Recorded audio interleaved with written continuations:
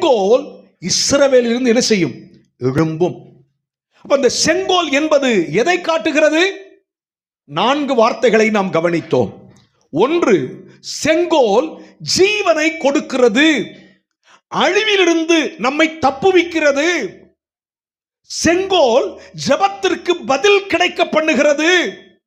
செங்கோல் நீதியை வெளிப்படுத்துகிறது, நம்மை நீதிமான்களாகவே மாற்றுகிறது. செங்கோல் வல்லமையை, அதிகாரத்தை, ஆளுகையை வெளிப்படுத்துகிறது.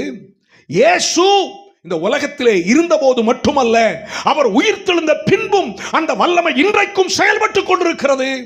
அந்த வல்லமை நமக்குள்ளும் செயல்படுத்தப்பட கர்த்தர் விரும்புகிறார்.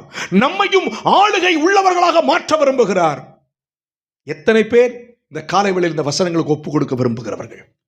என் வாழ்க்கையில் இந்த செங்கோல் எழும்பட்டும் என்று சொல்லி எத்தனை பேர் விரும்புறீங்க?